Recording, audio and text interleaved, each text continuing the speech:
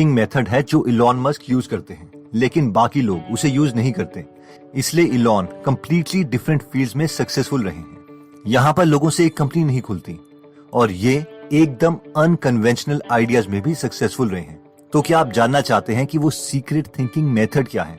वो है think using first principles.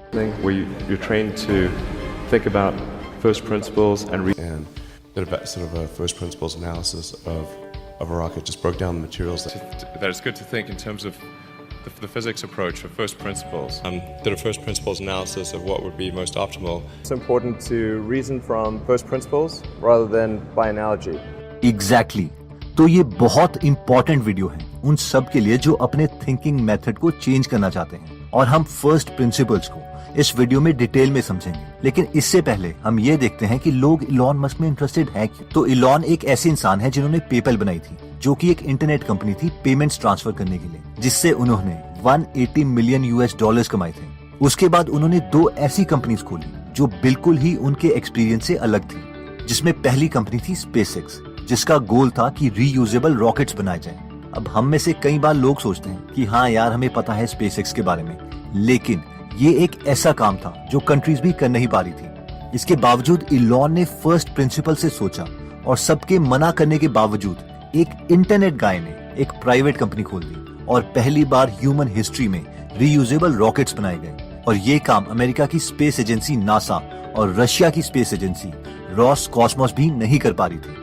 ये एक बहुत ही बड़ी अचीवमेंट थी ह्यूमंस के लिए। और अगर आप ऐसे सोचें कि आपको एक स्पेस कंपनी खोलनी होती तो आप समझ पाएंगे कि कितना ज्यादा करेज चाहिए ऐसा स्टार्टअप खोलने के लिए। नेक्स्ट जो कंपनी इलॉन ने खोली थी वो थी टेस्ला, जो कि इलेक्ट्रिक कार्स बनाती है। एक्चुअली इन दोनों कंपनीज का मेन गोल सिर्फ पैसे कमाना नहीं था, बल्कि ये ह्यूमंस की 2 सबसे बड़ी प्रॉब्लम्स को सॉल्व करने के लिए किया गया था। एक प्रॉब्लम थी कि अगर हम अर्थ की पास्ट 500 सालों की हिस्ट्री देखें तो इसमें ही 5 ऐसे मेजर इंसिडेंट हुए हैं जिसकी वजह से अर्थ में रह रही सारी स्पीशीज एकदम खत्म हो गई थी। जैसे कि 445 मिलियन साल पहले बहुत जल्दी ग्लेशियर्स बन रहे थे, जिससे 60 से 70% मरीन लाइफ खत्म हो गई थी, जिसे हम ऑर्डोविशन एक्सटिंक्शन बोलते हैं। रिसेंटली 66 मिलियन साल पहले एस्ट्रॉयड धरती से टकराया था, जिसकी वजह से सारे डायनासोर्स एकदम खत्म हो गए थे, जिसे हम क्रिटेशियस एक्सटिंक्शन भी बोलते हैं। जिसके बाद ही हम इंसान होमो सेपियंस इस धरती पर आए। अब ये सोचना कि यार 6th एक्सटिंक्शन नहीं होगी और हम इंसानों को कुछ नहीं होगा,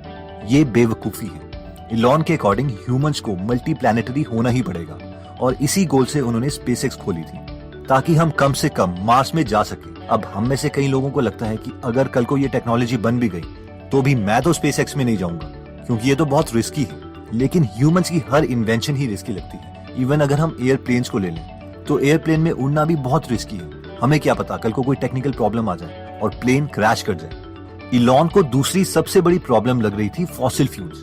इलॉन ने सोचा कि आज जितनी भी इंडस्ट्रीज या ट्रांसपोर्ट चल रही है वो सिर्फ फॉसिल फ्यूल की मदद से हो रहा है, और हम 3 तरह के फॉसिल फ्यूल यूज करते हैं, कोल, नेचुरल गैस और क्रूड ऑयल। फिर इलॉन ने सोचा कि फॉसिल फ्यूल को यूज करने की 2 मेजर प्रॉब्लम्स हैं। पहली प्रॉब्लम तो ये है कि फॉसिल फ्यूल जल्द ही खत्म हो जाएंगे, क्योंकि ये फॉसिल फ्यूल बनने के लिए 300 मिलियन साल लगे थे।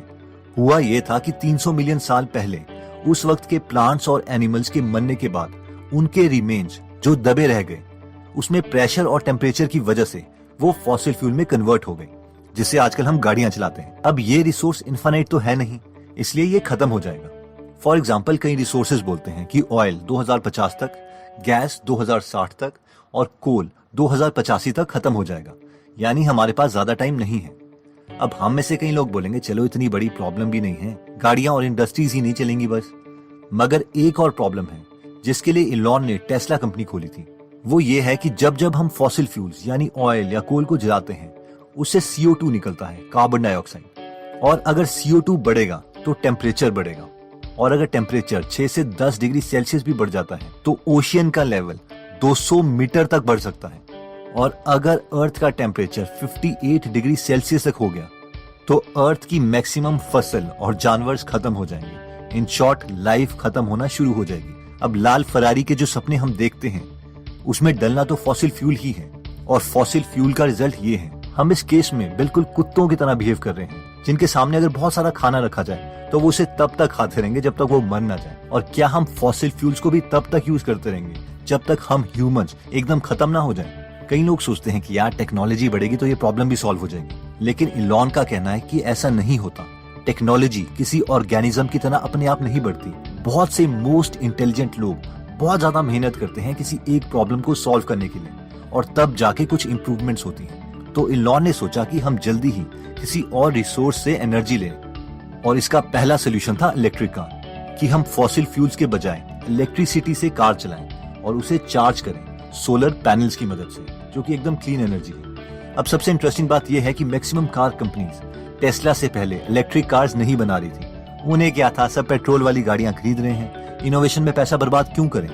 लेकिन टेस्ला की सक्सेस के बाद BMW, Nissan, Chevrolet, Ford, Volkswagen सब इलेक्ट्रिक कार्स बनाने लगे, और ये इसलिए हुआ क्योंकि इलॉन को दुनिया को चेंज करना है, ना कि सिर्फ बिजनेस करना है। जब एक बार इलॉन से पूछा गया कि उनका बिजनेस प्लान क्या है, तो उन्होंने कहा, मेरा कोई बिजनेस प्लान नहीं है। How does the business plan work?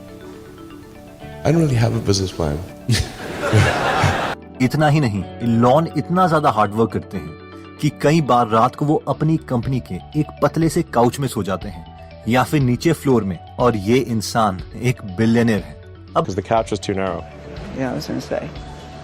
And Elon, I have to say, it's not even a comfortable couch either. No, it's terrible. This is not a good couch. Main सवाल आता है कि क्योंकि Elon Musk बहुत hard working है, क्या इसलिए वो इतने बड़े आइडियाज को एग्जीक्यूट कर सकते हैं? तो इसका आंसर है नहीं। अगर ऐसा होता तो दुनिया में बहुत इलॉन मस्क होते। डिफरेंस है उनके सोचने के पैटर्न में, जो वो खुद एक्सेप्ट करते हैं। वो कहते हैं कि वो फर्स्ट प्रिंसिपल को यूज करते हैं सोचने के लिए। अब देखते हैं कि ये फर्स्ट प्रिंसिपल से सोचा कैसे जाता है। हम इंसान दो तरीके से सोचते हैं, एनालॉजी या फर्स्ट प्रिंसिपल। इन शॉर्ट, जब हम एनालॉजी से सोचते हैं तो हम जो ऑलरेडी आइडिया एग्जिस्ट करता है या जो हमारे एक्सपीरियंसेस हैं, हम उनसे नए कंक्लूजन बनाते हैं। जैसे कि मान लीजिए आप इंग्लिश स्पीकिंग में अच्छा होना चाहते हैं, लेकिन बचपन से आप हिंदी मीडियम स्कूल में पढ़े हैं, इसलिए आप दो तरीके से सोच सकते हैं। पहला है एनालॉजी, यानी अपने पास्ट एक्सपीरियंस से आप सोचोगे, यार मेरे कितने सारे फ्रेंड्स थे जो मेरी तरह हिंदी स्कूल में पढ़े थे, उन्होंने इंग्लिश स्पीकिंग सीखने के लिए कोर्सेज भी किए,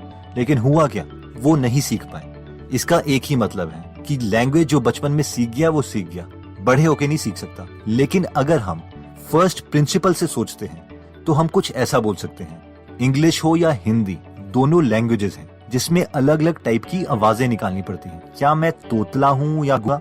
नहीं, इसका मतलब है कि मैं किसी भी तरीके की आवाज निकाल सकता हूँ। और अगर ये सच है तो इसका मतलब है इंग्लिश हो या स्पेनिश, मैं कोई भी लैंग्वेज सीख सकता हूँ, बस कुछ प्रैक्टिस की जरूरत है। इसीलिए फर्स्ट प्रिंसिपल को यूज करके हम ज्यादा अच्छे और क्लियर कंक्लूजन निकाल सकते हैं, क्योंकि हम प्रॉब्लम्स को तोड़ते हुए इतने छोटे फैक्ट्स में चले जाते हैं जो हमें पता होते हैं कि ये सच ही है। फॉर एग्जाम्पल, इलॉन मस्क बोलते हैं कि मान लीजिए आपको बैटरीज बनानी है, तो आप दो तरीके से सोच सकते हैं।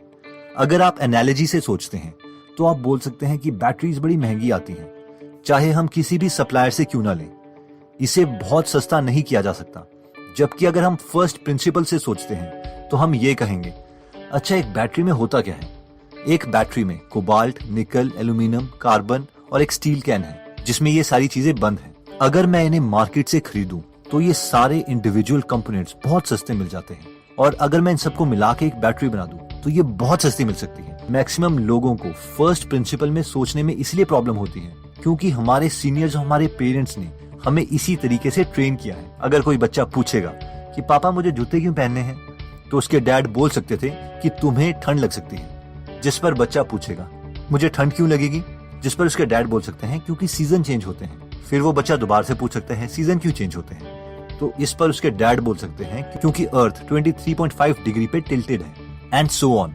और फाइनली बच्चा फर्स्ट प्रिंसिपल पर पहुंच जाएगा, यानी वो नीचे जाते जाते ऐसे ट्रूथ में पहुंच जाएगा जहां से सारे फैक्ट्स, कंक्लूजन्स निकलते हैं, जिसे हम अनडिनाइबल ट्रूथ्स बोलते हैं। लेकिन एक्चुअल में होता क्या है, जब पेरेंट्स थके हुए होते हैं, बच्चा पेरेंट्स से पूछता है कि पापा मुझे जूते क्यों पहनने हैं। इस पर उसके पेरेंट्स बोलते हैं क्योंकि तुम्हें मैं बोल रहा हूँ, इसीलिए जल्दी से जूते पहनो बस।